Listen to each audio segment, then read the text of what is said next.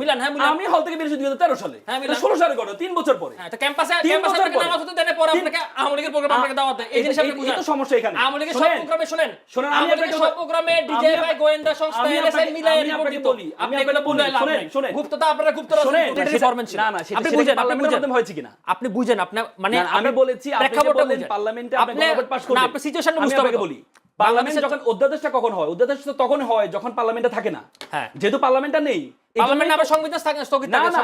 Parliament থাকে না হ্যাঁ বলেন না, না, না। পার্লামেন্ট থাকে না সংবিধান তো স্থগিত করা লাগে সঙ্গে স্থগিত করে নাই না। করে নাই তো আপনার কেন সরকার করে নাই? বিএনপি তো করতে দেয় নাই। আরে কে কে বিএনপি করতে দেয় নাই। বিএনপি সেটা তো পরে আলাপ। আমি আপনাকে না, শুনেন, শুনেন, আলাপ পরে না। আরে আপনি আপনি যখন সবকিছু মিলে ফেলেন। আপনি যে রমানের ব্যাখ্যাটা শুনেন। আমি আপনাকে বলি, আপনি যখন কথা আপনি বলতে হবে। যখন প্রেসিডেন্টের বিষয়টা আসছে তখন আপনি ওনারা আমাকে- বলেছে আপনি যদি আমরা আমাকে ব্যাখ্যা প্রেসিডেন্ট দিতে হবে, সরাই- কথা বলতে দিতে হবে। না, আমি বলি। প্রশ্নটা আপনি করলেন। আমি আপনাকে বলি, আচ্ছা, যখন বলেন। আপনি বলে যে প্রেসিডেন্টকে সরাবো তখন ওরা বলেছে ওনার সাংবিধানিক শূন্যতা তৈরি হবে। সেটা তো পরে আলাপ ডিফারেন্ট শূন্যতা তৈরি হবে।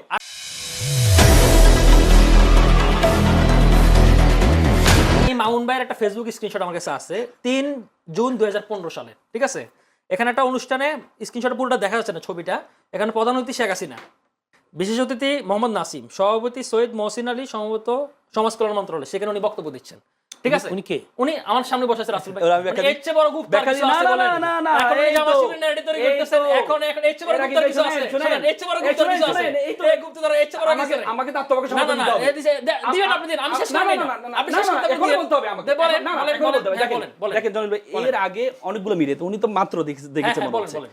অনেকগুলো মিডিয়াতে বলেছি এই প্রোগ্রামটা কিসের প্রোগ্রাম? কিসের program? স্বাস্থ্য মন্ত্রণালয়ের প্রোগ্রাম। আপনি তাই? দেখেন প্রোগ্রাম কি প্রোগ্রাম? তাই? এই প্রোগ্রাম হ্যাঁ, হ্যাঁ। আপনি দেখেন, আপনি তো তাই? এটা কি ছাত্রলীগ বা আওয়ামী লীগের কোনো প্রোগ্রাম? তাই? নো।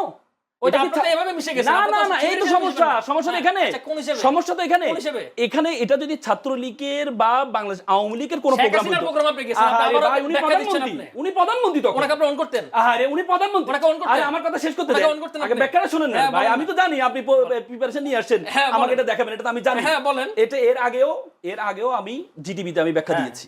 এটা হচ্ছে মন্ত্রণালয়ের প্রোগ্রাম। আচ্ছা। আমি বাংলাদেশ ডিবেট আচ্ছা।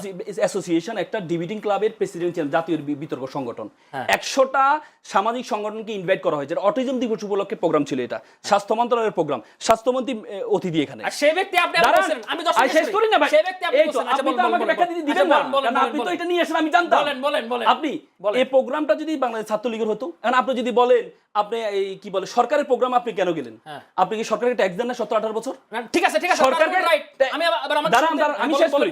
আপনি শেষ না করতে দিলে আমি তো জানি এটাতে আপনি এডিট আচ্ছা করবেন। বলেন না বলেন না, আপনি বলেন আপনি 17-18 বছর, উনি বললেন না একটু আগে যে রাশেদের কালকে আমার এই টক শো দেখেছে, তার মানে কি?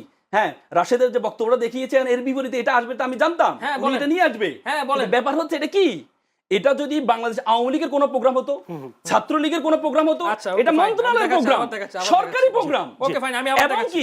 এবং কি মজার বিষয় হচ্ছে আমি আপনাকে দেখাই আচ্ছা, 2013 সালে এই আমি এবার আন্দোলনে হ্যাঁ।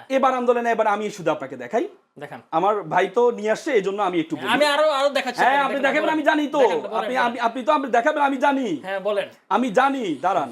এটা ছোট করে এই তো দাঁড়ান দাঁড়ান রে ভাই, দাঁড়ান আচ্ছা, শোনেন, শোনেন, শেষ, দাঁড়ান। আচ্ছা, শেষ, এই দেখান। 5 আগস্টের আগে, হ্যাঁ 5 আগস্টের আগে মিডিয়াতে হ্যাঁ দেখেন, শুনেন। মানে আপনার বক্তব্য জি, মিডিয়াতে, হ্যাঁ আচ্ছা শুনেন শুনেন এই শুনেন। মিডিয়াতে।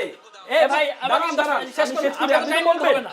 আপনি দেখেন, আমি ready দেখেন, আমি একটু আমাকে বিহারও নিয়ে গিয়েছে শুধুমাত্র ছাত্রদেরকে আইনি সহযোগিতা করতে গিয়ে। প্রত্যেকটা মিডিয়াতে দেখেন, ঠিক আছে এটা তো আমি true, দাঁড়িয়েছি, এটা তো true, আমি দাঁড়িয়েছি, এটা অস্বীকার করতেছি না আমরা। দাঁড়িয়েছি। শুনেন, ঠিক আছে, আপনি যদি উনি 1 মিনিট উনি শেষ উনি করেন। উনি 5 আগস্টের পরে একটা বক্তব্য বলেছিল যে ওনারা মসজিদে নামাজ পড়তে হয়েছে, তাই না? তার মানে ওনারা প্রকাশ্যে আসতে পারে না। তো প্রকাশ্যে যদি না আসতে পারে তাহলে শেখ হাসিনার প্রোগ্রামের যে বক্তব্য দেখে যাবে। আর এটা কত মানে এর সালে? চেয়ে বড় গুপ্ত আছে। আমি বিশ্ববিদ্যালয় শেষ করি 13 সালে, এটা কত তাই? সালে? এটা তাহলে আপনি 16 নামাজ সালে পড়তে পারলে প্রোগ্রাম। কোন সময়? এটা 16 সালে। কখন নামাজ পড়তে হলে পারলেন? থাকতে। হলে নামাজ পড়তে হলে পারলেন কোন থাকতে। সময়? তো এটা কোন সময় ঘটনা? এটা তো 16 সালে মানে ঘটনা। হলে আপনাকে নামাজ পড়তে দেন না, আরে ভাই, হাসিনা প্রোগ্রাম এটা তো আপনাকে দাওয়াত 16 দিচ্ছে, সালে এটা বিশ্বাস ঘটনা। করতে আমাকে। মুখস্থ কথা বলেন কেন? মুখস্থ করে কথা এটা বলবো। 16 সালে ঘটনা। মুখস্থ করে কথা বলবো। এই- হলে আপনাকে নামাজ আমি পড়তে দেয় নয়- নাই।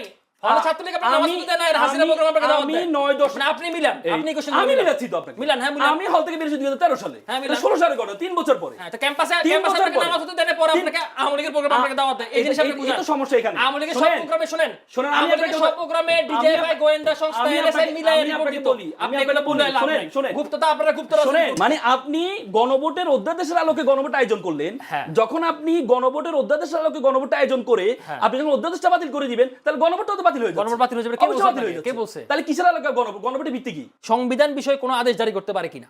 পারে না তো, উনি আইনজীবী মানুষ, উনি বলতে পারে কিনা? এখন এই যে গোজামিলগুলা দায়ীকে, মূল দায়ী হচ্ছে সংস্কার কমিশন, মূল দায়ী হচ্ছে আলী রিয়াজ, মূল দায়ী হচ্ছে ডক্টর ইউনূসের জায়গা। এখন আমি আপনাকে দোষারোপ করতেছি না, আপনি আমাকে দোষারোপ করে কোনো লাভ নাই। একটু যেতে চাল মামুনুর রাসেলের কাছে। আল মামুনুর রাসেল, আজকে যশোরে গিয়েছিলেন প্রধানমন্ত্রী তারেক রহমান, তিনি বেশ কিছু কথা বলেছেন। আমি যদি একটু একটু করে কোট করি, গণভোটের রায় ভিন্ন খাতে নিতে চাইছে কিছু রাজনৈতিক দল, যারা জুলাই সনদকে নিজেদের স্বার্থে ব্যবহার করতে চায়, তারা সফল হলে জনগণের কর্মসূচি ব্যাহত হবে, তাই জনগণকে সতর্ক থাকার আহ্বান জানিয়েছেন।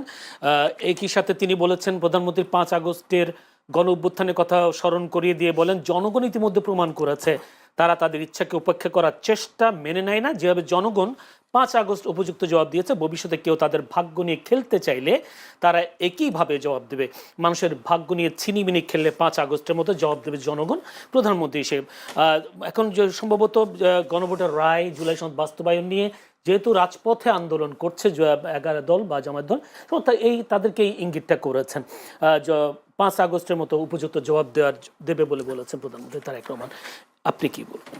জি, অসংখ্য ধন্যবাদ আমাকে চমৎকার প্রয়াসে যুক্ত করার জন্য। সাথে আমার সহ প্যানেলিস্ট ডাক্তার রাকিব ভাইকেও ধন্যবাদ জানাচ্ছি এবং যারা দর্শক আছে তাদেরকে শুভেচ্ছা জানাচ্ছি। দেখেন, আমাদের প্রধানমন্ত্রী উনি মাঝে মধ্যে কিছু বক্তব্য দেন আর কি। হ্যাঁ, উনি তো সবসময় বক্তব্য দেন না, মাঝে মধ্যে বক্তব্য দেন। এবং উনি যেখানে আমি বলছি মানে যেখানে দেওয়ার কথা ওই জায়গায় দেন না, যেখানে দেওয়ার কথা না ওই জায়গায় উনি দেন। কেমন? সংসদে উনি সংসদীয় দলের প্রধান, সরকারি দলের প্রধান হিসেবে সংসদে বক্তব্য দেওয়ার কথা, উনি ওই সময় উনি চুপ থাকেন। এবং যেখানে উনি সব ধরনের বক্তব্য দেওয়ার প্রয়োজন নেই প্রধানমন্ত্রীর, সেখানে উনি বক্তব্য দেন। দেখেন, উনি হচ্ছে ফার্স্ট লেয়ারের একজন নেতা, কিন্তু উনি যখন বাহিরে বক্তব্য দেন থার্ড লেয়ারের স্টাইলে বক্তব্য দেন। কেমন? এই যে গুপ্ত, এই যে পুঙ্খানু গণভোট জুলাই সনদ বাস্তবায়ন করব, কিন্তু যখন সংসদে ফার্স্ট লেয়ারে বক্তব্য আসে তখন ওই সময় উনি চুপ থাকে। দেখেন, আমি আপনাকে বলি, উনি বারবার একটা কথা বলেন যে জুলাই সনদ অক্ষরে অক্ষরে পালন করব, পরিপূর্ণভাবে পালন করব। আপনি আমাকে বলেন যে পরিপূর্ণ সংজ্ঞাটা কি? মানে ওনার কাছে, আমার কাছে মনে হচ্ছে পরিপূর্ণ সংজ্ঞা মানে আংশিক। আপনি জুলাই সনদ মানে কি? জুলাই সনদ ওয়ার্ডার যেটা হয়েছে কখনই নভেম্বরে, আপনি সেটা বাস্তবায়ন করবেন। অথচ জুলাই সনদের ওয়ার্ডারের মধ্যে বলা আছে যে আপনাকে যেদিন আপনি শপথ গ্রহণ করবেন, আপনাকে 2টা শপথ গ্রহণ করতে হবে।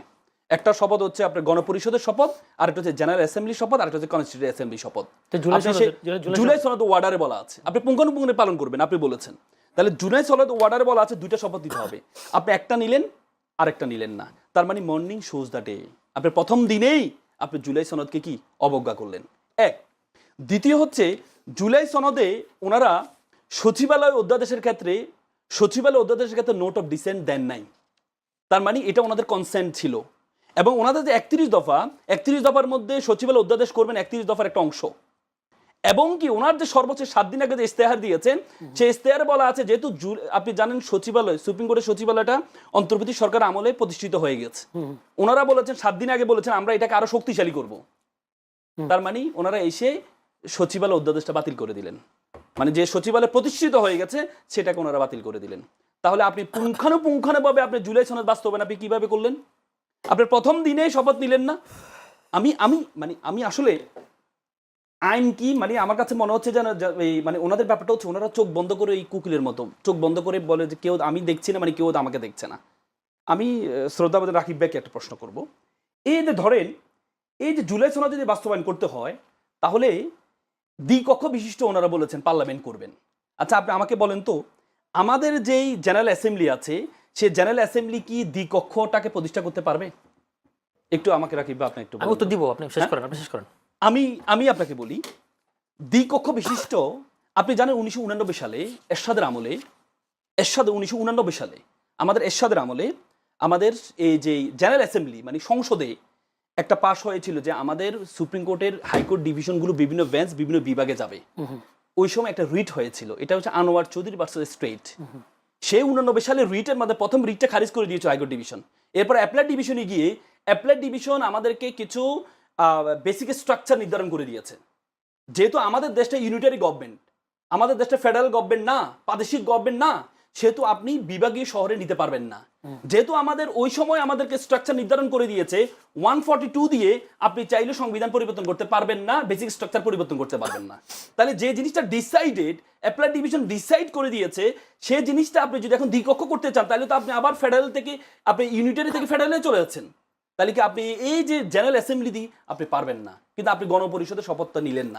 কিন্তু সরকারের পক্ষ থেকে বারবার অভিযোগ করা হয় যে সেই সময়টা 2 মাসের সরকারকে আপনারা সময় দিতে চান না, কিন্তু একটা বিভিন্ন রাজনৈতিক ইস্যু নিয়ে আপনারা ইস্যু বানাচ্ছেন এবং রাজপথে উত্তেজনা সৃষ্টি করার চেষ্টা করছেন। আপনি তো বারবার বললেন, আমার কথা হচ্ছে আপনি এখনই বলে দেন, আপনি জুলাই সনদ বাস্তবায়ন করবেন না, কিন্তু আপনি তার আগেও নির্বাচন আগেও আপনি বলেছেন আপনার সাথে প্রতারণা করা হয়েছে। তাহলে আপনি তখন বলতেন যে আমরা হ্যাঁ ভোট দিব না, আমার সাথে প্রতারণা করা হয়েছে, কিন্তু আপনি তো তখন বললেন মুখে এক হ্যাঁ আর ভিতর রাখলেন না। এখনো আপনি জুলাই সনদ বলবেন যে পরিপূর্ণ বাস্তবায়ন করবেন, আবার অন্তরে কি বলছেন জুলাই সনদ বাস্তবায়ন পরিপূর্ণ করবেন, কিন্তু আপনি সচিবালয় অধ্যাদেশ বাতিল করে দিচ্ছেন। আপনি এই 2টা শপথ নেওয়ার কথা, যে 2টা শপথ আপনি নিলেন না, আপনি গণভোটের অধ্যাদেশ বাতিল করে দিচ্ছেন। গণভোটের অধ্যাদেশ, আপনি জানেন গণভোটের অধ্যাদেশটা হয়েছে, এটা কিন্তু আমাদের ওয়ার্ডের একটা অংশ। নভেম্বরে যে একটা ওয়ার্ডারটা ছিল, সেই ওয়ার্ডারের একটা অংশ কিন্তু আপনার এই গণভোটের অধ্যাদেশ, তাহলে আপনি সেটাও বাতিল করে দিলেন। এটা রাখার কি প্রয়োজন? আমি আপনাকে প্রশ্ন করি, এটা রাখার কি প্রয়োজন বলেন? আপনি যদি সচিবালয় অধ্যাদেশ যদি আপনি বাতিল করেন, ওটা না, গণভোট অধ্যাদেশটা যে বাতিল করলো, এটা রাখার কি প্রয়োজন? আপনি গণভোট অধ্যাদেশ বাতিল করলেন কেন? এটা তো হয়ে গেছে গণভোট, হ্যাঁ হয়ে গেছে। আপনি তো গণভোট অধ্যাদেশ বাতিল করে দিলেন। এটা অধ্যাদেশটা বাতিল করছে, ঠিক আছে। এখন গণভোটটা আমি একটু বোঝার জন্য আপনাকে একাডেমিকলি আপনাকে জিজ্ঞেস করলাম। ধরেন গণভোটটা যে প্রসেসে আমাদের হয়েছে, এটা একটা ডক্ট্রিন অফ নেসেসিটি ইমার্জেন্সি মোমেন্টে হয়েছে, যার কারণে একটা স্পেশাল অর্ডার তৈরি করা হয়েছিল, তাই না? এটার আন্ডারে তো এই গণভোটটা হয়ে গেছে, তো হয়ে যাওয়ার পর এটা রাখার কি দরকার? আমাকে এটা রাখার প্রয়োজনীয়তা বলেন। আপনার গণভোট অধ্যাদেশের আলোকেই তো গণভোটটা হয়েছে। আচ্ছা বলেন না, আপনি যে সচিবালয় অধ্যাদেশের আলোকে, আবার সচিবালয় না, আমি দুটোই বললাম এটা বলেন, আমি দুটোই বললাম। আপনার সচিবালয় অধ্যাদেশের আলোকে সচিবালয়টা প্রতিষ্ঠা হয়েছে। আপনি শেষ করি, আপনি যখন সচিবালয় অধ্যাদেশটা বাতিল করে দিলেন, অটোমেটিক সচিবালয়টা বাতিল হয়ে যাচ্ছে। আমি সচিবালয়ের প্রশ্নে আসতেছি না, এটা আমার ডিফারেন্ট আর্গুমেন্ট আছে। সেম ক্যাটাগরি গণভোটটা আপনি যখন গণভোটের অধ্যাদেশের আলোকে গণভোটটা আয়োজন হয়েছে, কারণ আপনি জানেন আমাদের সংবিধানে গণভোটটা নেই। এখন আপনার গণভোটের যে অধ্যাদেশ হয়েছে, অধ্যাদেশটা কখন হয়? যখন আপনার পার্লামেন্ট থাকে না। তার মানে যে পার্লামেন্টটা, এটাকে নিয়ম হচ্ছে পার্লামেন্ট যখন হয় 30 দিনের মধ্যে করতে হবে, পাস করতে হবে। তার মানে আপনি যখন অধ্যাদেশটা বাতিল করে দিচ্ছেন, তখন এর আলোকে যে গণভোটটা হয়েছে, এটা অটোমেটিক বাতিল হয়ে যাবে। কে বলছে আপনাকে? কে বলছে মানে আপনি সেটা ব্যাখ্যা দেন। আপনি মানে কে বলছে মানে কি? মানে আপনি গণভোটের অধ্যাদেশের আলোকে গণভোট আয়োজন করলেন, যখন আপনি গণভোটের অধ্যাদেশের আলোকে গণভোট আয়োজন করে আপনি যখন অধ্যাদেশটা বাতিল করে দিবেন, তাহলে গণভোটটা তো বাতিল হয়ে যাবে। গণভোট বাতিল হয়ে যাবে, কে বলছে? তাহলে কিসের আলোকে গণভোটের ভিত্তি কি? গণভোটের ভিত্তিটা কি সেটা বলেন। আচ্ছা শেষ করে আমি বলবো গণভোটের ভিত্তিটা কি সেটা বলেন। শুনুন আমি বলি আপনাকে, মানে আপনাদের গণভোটের ভিত্তিটা কি? আপনি গণভোটের ভিত্তিটা কি আমাকে বলেন। না, আপনি নিশ্চয় আইনের ব্যাখ্যাটা আপনি দিবেন, ঠিক আছে? এখন ঘটনা হচ্ছে, ধরেন আমি এখান থেকে একটু শুরু করি, তারপর অন্য আমি নোট ডাউন করছি। ধরেন সে জায়গা থেকে ধরেন গণভোটটা মানে ইউজুয়ালি গণভোট হওয়ার সিস্টেমটা কি? ইউজুয়ালি গণভোট হওয়ার রেগুলার প্র্যাকটিসে গণভোট হওয়ার সিস্টেম হচ্ছে কি, আপনার যেটা আগে পার্লামেন্টে পাশ হয়ে আসতে হবে, 2/3 পাশ হয়ে আসতে হবে। আসার পরে যদি রাষ্ট্রপতি মনে করে যে এটা রাষ্ট্রের কোনো মৌলিক জিনিসকে ভায়োলেট করতেছে বা এটাকে গণভোটে পাঠানো দরকার, তখন উনি এটাকে রাষ্ট্রপতি সাইন অনুযায়ী তখন এটাকে গণভোট উনি পাঠাবে, রাইট?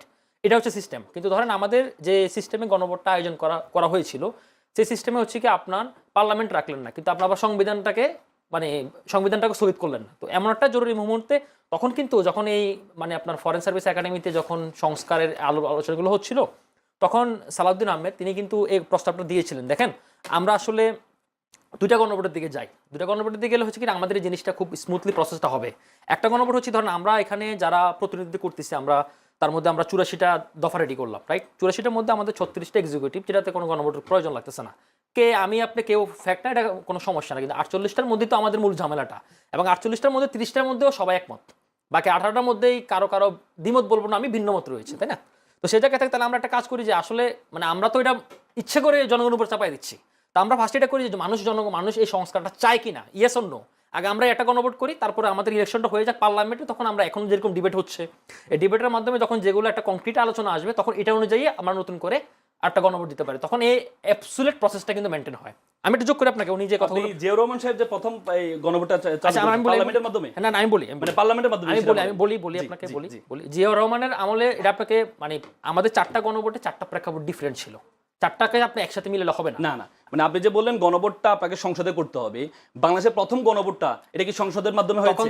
তখন তো কনস্টিটিউশন স্থগিত ছিল। হ্যাঁ, তখন তো মিলিটারি গভর্নমেন্ট না ছিল, না মিলিটারি ফরম্যাট ছিল। না না, আপনি বুঝেন, পার্লামেন্টের মাধ্যমে হয়েছে কিনা আপনি বুঝেন, আপনি মানে আমি বলেছি আপনি যে প্রেক্ষাপটটা বললেন বুঝেন। পার্লামেন্টে আপনি আপনি গণভোট পাস করবেন, না, আপনি সিচুয়েশনটা আমি বুঝতে হবে। আপনাকে বলি, পার্লামেন্ট যখন অধ্যাদেশটা কখন হয়, অধ্যাদেশ তো তখন হয় যখন পার্লামেন্টে থাকে না। হ্যাঁ, যেহেতু পার্লামেন্টটা নেই, পার্লামেন্ট আবার সংবিধান স্থগিত থাকে, পার্লামেন্ট থাকে না। হ্যাঁ বলেন, না, না। পার্লামেন্ট থাকে না, সংবিধান তো স্থগিত করা লাগে। সংবিধান স্থগিত করে নাই না, করে নাই তো আপনার কেন সরকার করে নাই? বিএনপি তো করতে দেয় নাই। আরে কে বিএনপি করতে দেয় নাই, বিএনপি সেটা তো পরে আলাপ। আমি আপনাকে না শুনেন, আলাপ পরে না। আরে আপনি যে সবকিছু মিলে আপনি যে রমানের ব্যাখ্যাটা শুনেন। আমি আপনাকে বলি, আপনি যখন কথা বলতে যখন প্রেসিডেন্টের বিষয়টা আসছে তখন আপনি ওনারা আমাকে বলেছে যদি আপনাকে আমরা ব্যাখ্যা দিতে হবে, প্রেসিডেন্ট কথা বলতে দিতে হবে। না আমি বলি, প্রশ্নটা আপনি করলেন। আমি আপনাকে বলি, আচ্ছা, যখন বলেন। আপনি বলে যে প্রেসিডেন্টকে সরাবো তখন ওরা বলেছে ওনার সাংবিধানিক শূন্যতা তৈরি হবে। সেটা তো পরে আলাপ, ডিফারেন্ট শূন্যতা তৈরি হবে। আরে বাবা, আপনি- সেটা ডিফারেন্ট আলাপ। না, না। আমি সে আলাপে যাচ্ছি না। আপনার আমি এই আপনাকে আলাপে বললাম, আমি আপনাকে বললাম যে গণভোটটা আয়োজন করেছে, কিসের আলোকে আয়োজন করেছে সেটা বলেন তো। কোনটা? জিয়া রহমান না? গণভোটটা আয়োজন করেছে। এই গণভোট না, হ্যাঁ, জিয়া কিসের রহমান। আলোকে? কোন আমি আইনের জিয়া আলোকে? রহমানটাকে বলি না, আপনি যেটা বলেন, বলছেন শুনেন। বলেন। জিয়া রহমান যে টাইমে ক্ষমতাটা নিল তখন হচ্ছে কি, ধরেন আমাদের একটা মানে বাকশাল পরবর্তী সময় একটা অস্থিতিশীল সময় উনি ক্ষমতাটা নিলেন। জিয়াউর রহমান ছিলেন একজন মিলিটারি লোকজন, মিলিটারি লোক থেকে মিলিটারি ফরমান জারি করে উনি ক্ষমতাটা নিলেন। পয়েন্টটা বুঝেন, আপনার প্রেক্ষাপটটা দেখতে হবে। তারপরে দেখুন উনি যখন ক্ষমতা নিল তখন ছোট মানে মানে একেবারেই লিখিত 27টা কু হয়েছিল, টোটাল ছোট বড় মিলে 51টা কু হয়েছিল। তখন ওই টাইমটাতে যখন এই মিলিটারি শাসকরা যখন ক্ষমতাগুলো নেয় বা যাদের হাতে মিলিটেশন ক্ষমতা থাকে একটা মানে অকার সিচুয়েশনটাতে, তখন এই টাইমটাতে হয়তো কিন্তু বৈশ্বিক একটা স্বীকৃতির একটা ব্যাপার স্যাপার থাকে। তখন মানে আন্তর্জাতিক একটা স্বীকৃতি বা জিয়াউর রহমানের এই ক্ষমতাটাকে রিকগনাইজ করার একটা প্রশ্ন ছিল। তখন উনি করলেন কি, 19 দফার ভিত্তিতে উনি যে দেশটা চালাচ্ছে, মানে দেশটা যে 19টা দফা করে উনি মানে তখন রাষ্ট্রটাকে রুল করতেছিল, তখন জনগণ এটাতে সম্মত কিনা উনি ব্যবহার করেছে। 19টা দফার ভিত্তিতে জনগণ দেশটা চালাচ্ছে, তার ব্যাপারে রাষ্ট্রকে জনগণকে ইয়েস অর নো বলতেছে, ওইটার ব্যাপারে উনি ইয়েস করেছিলেন। তারপরে এরশাদও কিন্তু তার মিলিটারি শাসক, সেও একইভাবে গণভোটটা করেছিল। 91তে হয়েছিল কি যে আমরা রাষ্ট্রপতি শাসিত থেকে মনে হয় পার্লামেন্টারি শাসিতে গেলাম। আর এবার হলো কি, ধরেন এবারে আপনার 84টা 36টা বাদ দিলাম, আপনি 48টা প্যাকেজের মধ্যে বসে দিলেন। এখন উনি বললো তাহলে বিএনপি কেন ওটাতে থাকলে বললো না যে আমার সাথে প্রতারণা করেছে, আমি মানলাম না। দেখুন এখানে 48টার মধ্যে 30টা তো বিএনপি মানে না, 30টা তো মানে। এখন সে তো ধরেন 18টার জন্য বা তার তো নোটাবলি ছিল 6টার জন্য সে 30টাতে না করবে না। এই কারণে সে বারবার বলছে যে স্বাক্ষরিত জুলাই সনদটাকে আমি মানবো। এখন স্বাক্ষরিত জুলাই সনদের আদেশ কিন্তু সে শুরু থেকে ডিনাউন্স করছে। আদেশ কিন্তু এখন সে একবারও মুখ দিয়ে বলে নাই যে স্বাক্ষরিত যে সনদটা আপনি করছেন বা আদেশটা যে জারি করলেন সে আদেশটা তো ইলিগ্যাল। কারণ আপনার রাষ্ট্রপতি কি সংবিধান বিষয়ে কোনো আদেশ জারি করতে পারে কিনা? পারে না তো। উনি আইনজীবী মানুষ, উনি বলতে পারে কিনা? এখন এই যে গোজামিলগুলা দায়ীকে, মূল দায়ী হচ্ছে সংস্কার কমিশন, মূল দায়ী হচ্ছে আলী রিয়াজ, মূল দায়ী হচ্ছে ডক্টর ইউনূসের জায়গা। এখন আমি আপনাকে দোষারোপ করতেছি না, আপনি আমাকে দোষারোপ করে কোনো লাভ নাই। কারণ হচ্ছে কি এই জায়গাটায় ওরাই সবচেয়ে বড় ফাঁকফোকরটা রেখে গেছে। এই ফাঁকফোকর রাখার কারণে হচ্ছে ধরেন এই ফাঁকফোকরকে আমি আমার প্রশ্ন হচ্ছে ফাঁকফোকর রাখার জন্য আমাদের হচ্ছে কি আজকের আমি দ্বিকক্ষ বিশিষ্ট এটা কি পারবে কিনা পার্লামেন্ট, এটা একটু বলেন। আমি ওটার সঙ্গে আসতে একটু টাইম দেন আমাকে। একটু বলেন দ্বিকক্ষ বিশিষ্ট। দেখুন হ্যাঁ আমি আসতেছি। হ্যাঁ দেখুন এখন দ্বিকক্ষ বিশিষ্ট হচ্ছে, ধরেন দ্বিকক্ষ বিশিষ্টটা এবারে সংস্কারেতে সবাই রাজি হয়েছে। বিএনপির 31 দফাতে বিএনপি অনেক আগে থেকে বলেছে যে আমরা দ্বিকক্ষটা করবো, রাইট? এবারও সবাই রাজি হয়েছে, শুধুমাত্র প্রসেসটা নিয়ে একটু দ্বিমত রয়েছে। একজন এটা কি জেনারেল অ্যাসেম্বলি পারবে না, তো আমি বলতেছি, আমি আসতেছি।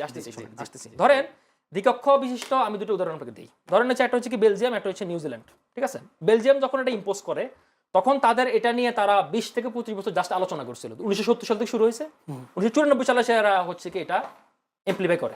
তার পরবর্তী সময় এটা আবার ধাপে ধাপে আস্তে 2022 সালে পর্যন্ত বাদ করে দিয়েছে। নিউজিল্যান্ড উদাহরণ দিই, 1940 থেকে আলোচনা শুরু হয়, 1954 সালে যারা এটা বাস্তবায়ন করে। এখন আমাদের দ্বিকক্ষ বিষয়টা ব্যাপারটা আপনাকে বলি, যেহেতু আমি ভাইয়ের কথাটা রাইট, কিন্তু ঘটনা হচ্ছে কি দ্বিকক্ষ বিশিষ্টতার সহকারে এখানে যে সংবিধানের যে মৌলিক বিষয়গুলোকে যে আপনি কাটাছেড়া করে আবার নতুন করে বাস্তবায়ন করবেন। কারণ হচ্ছে কি জুলাই সনদ 6 মাস পরে, আমি ধরে নিলাম স্বাক্ষরিত জুলাই সনদটাই বাস্তবায়ন হবে, 6 মাস পরে তো আপনি এটা সংবিধানে যুক্ত করতে হবে। তাহলে সংবিধানে যদি আপনি যুক্ত করতে চান তাহলে এটা কি হিসেবে যুক্ত হবে? হয় একটা অ্যামেন্ডমেন্ট অথবা তফসিল। কিন্তু এখানে বলা আছে যেহেতু দ্বিকক্ষটা আমাদের ইউনাইটেড রিপাবলিক থেকে ডুয়েল রিপাবলিকে চলে যাচ্ছে। আপনি এখানে একটা কথা বলছেন ফেডারেল গভর্নমেন্ট, আমরা এমন একটা রিপাবলিক মানে দ্বিকক্ষ বিশিষ্ট যাচ্ছি যেখানে আমরা ফেডারেল ছাড়াই দ্বিকক্ষ যাচ্ছি, রাইট? সেটা কি পারবে না তো, এই জেনারেল অ্যাসেম্বলি পারবে না। কিন্তু ঘটনা হচ্ছে কি রাষ্ট্রের এই নেশা চেঞ্জ করার জন্য আপনি আরেকটা এখানে মৌলিক পরিবর্তনের কথা যেখানে বলা আছে, এটাতে মৌলিক পরিবর্তন চেঞ্জ করতেছেন। তো মৌলিক পরিবর্তন করার জন্য এখানে